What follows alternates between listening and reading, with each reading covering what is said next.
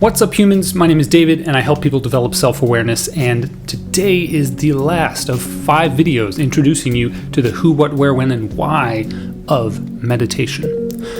Meditation is the best tool for developing deep self-awareness and increasing your self-compassion. So, I think everybody should learn how.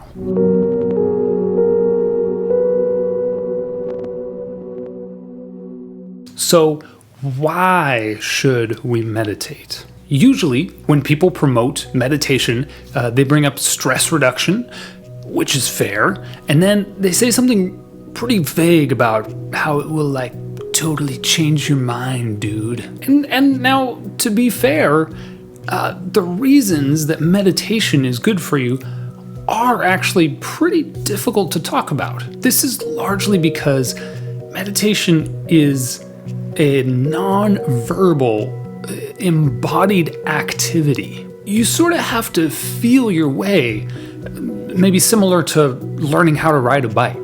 The whole point of meditation is to connect you to your own non-conceptual, implicit form of knowing and attention. So, how do you explain to someone then, with words, that they would benefit from a mental rebalancing away from words and towards a more direct and non-conceptual experience of life and themselves? Well, I'm gonna at least try today. And the answer sort of fits into 2 categories, satisfaction and love. Let's start by exploring satisfaction. Satisfaction sounds underwhelming, but satisfaction is ecstatic. Though I grant you, this will take some explanation. And where we need to start to understand that is the relationship between desire and dissatisfaction. See, desire is good. The fundamental function of desire within the human being is to keep us alive and to get us into the future. For example, to stay alive, I need food.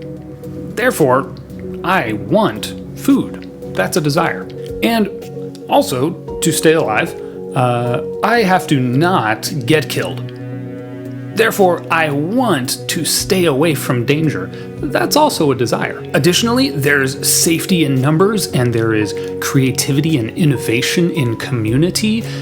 So, I want relationships. This is making sense, yes? Desire is good and is ever present. You cannot stop desire from arising within you. From morning to night, you are incessantly experiencing desires which are leading to actions which are keeping you alive. Good, but alive is not the same thing as happy or thriving or living ethically. And without a meditation practice, desire gives rise almost immediately to dissatisfaction. This is so obvious once you start to notice it in your life. Ask yourself, how long do your experiences of satisfaction ever last? You want ice cream, you eat ice cream, you get a little dopamine hit, and you feel satisfied. But for how long? How long until some other desire arises and destroys that satisfaction? Or you feel lonely or bored, and so you open up an app and you scroll some social media, but how long until you are dissatisfied with that? You want to be the best swimmer in the whole world, so you train and you train and you win all of the gold medals in the Olympics. And you are proud and you are satisfied for 2 weeks. And then you are depressed. Because you made it to the top of the mountain. Now what? You're still you. Every goal, every desire seems to promise happiness, fulfillment, contentment. If I get this, then I'll be happy. And this is constantly happening within us, from the really obvious desires, like clear career goals or just food that we're craving, to the most vague impulses and subtle urges on the periphery of our awareness. And without meditation, this duo of desire and dissatisfaction creates a subtle baseline of suffering within our experience. We are almost constantly dissatisfied, and this dissatisfaction is the tool your mind uses to get you to pursue progress of various forms. And it's very effective because we seem to forget every time that we won't be as satisfied as we thought we would be if we fulfill our desires. It's like, I am the rat race, or the hamster wheel is within me. These are really weird sentences. Anyway, once you spot this cycle, you can begin to remember that it's a lie. And here's what to look for. It's basically a formula.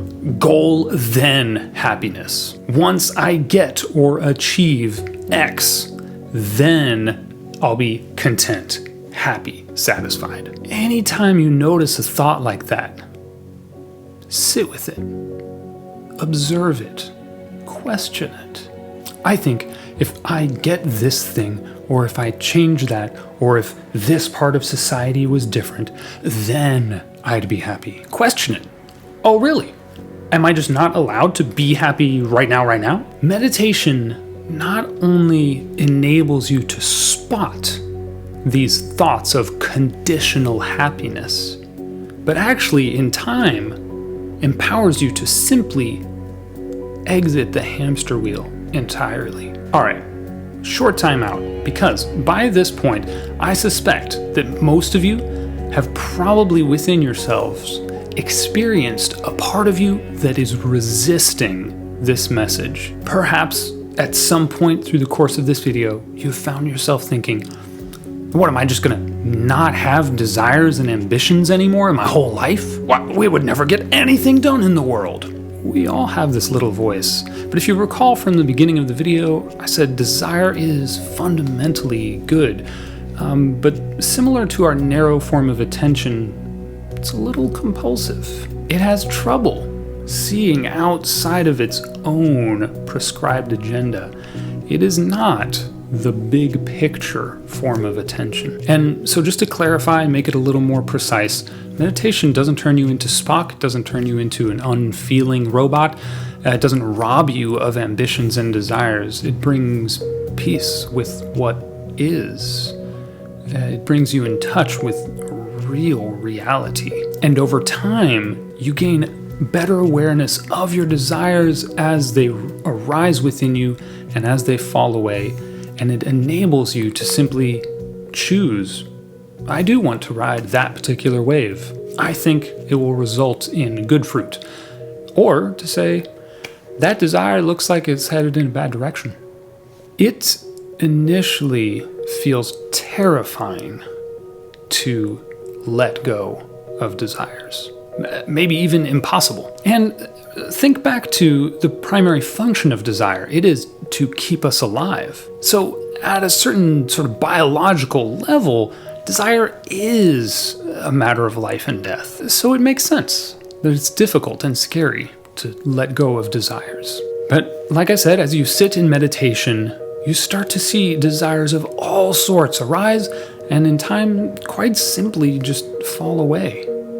And you learn to cultivate a different relationship with desire. As we become familiar with how desire simply falls away in time, we become less precious about it. We become less attached to any given specific desire within us, and less afraid that letting them go somehow means death. And because desire is such a pervasive part of the life experience of the human, as we change our relationship with desire, this is a very holistic life change that we're going to experience. Meditation teaches us to turn desire towards what already is, instead of resisting reality. Meditation allows us to stop being so dissatisfied with ourselves and instead love every part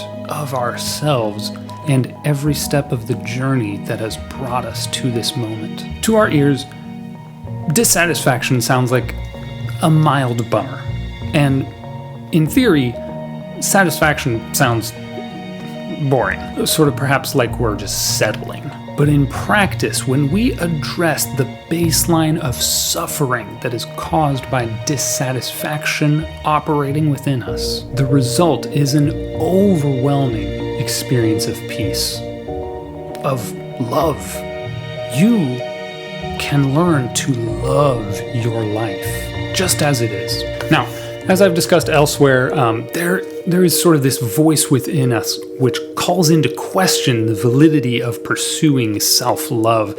Something to the effect of, if I invest time in myself, then that is time that I'm not investing in loving others. But this is an illusion. In fact, it's usually a rationalization that sort of gets us off the hook of actually taking a good look at ourselves and being fully present to ourselves. The truth is, you have to love yourself well in order to be able to love others well in anything close to a long-term, meaningful, and holistic way. Whether it's in close relationships in your family or in your community, or if it's volunteering at your community center at a larger scale, or if it's like global scale social justice reform stuff. Those of us who are committed to loving others well and doing the work of justice and reconciliation, we are signing up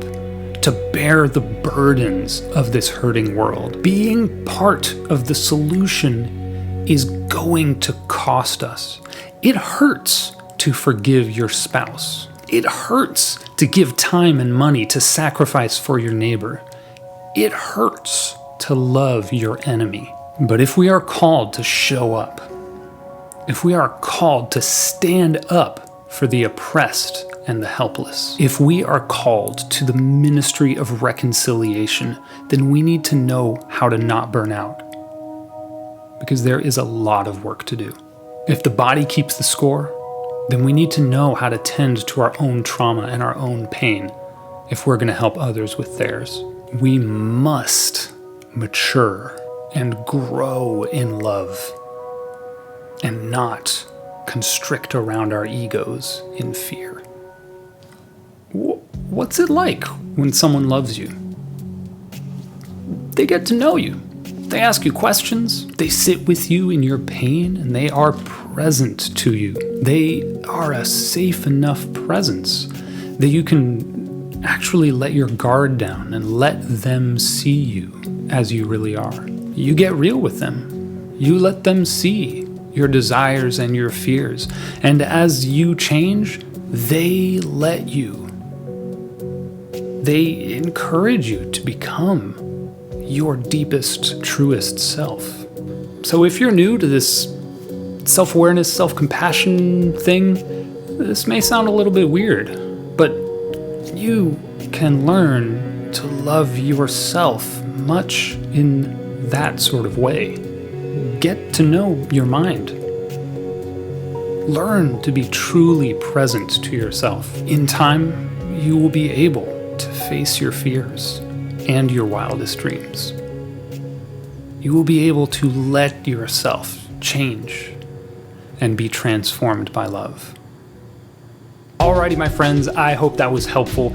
Make sure to watch all 5 videos to get a solid basic understanding of the practice. Meditation can be confusing, so come back to these videos as a resource when you are unsure in your practice. And then, of course, any questions you have, please feel free to put them down in the comments below and I will get you answers. Or at least I'll try. If you did find this helpful or interesting, and if you think that this is important work, here is how you can help. First of all, like this video, subscribe to this channel, and also share this video with the people that you care about. And seriously, it really does help, and it's going to take you less than a minute. Please go do those 3 things. And on top of that, if you really want to help out, I would encourage you to consider seriously supporting me on Patreon. My goal is to make this my full-time job so that I can help more people more better. And with that said, know your mind, love your life.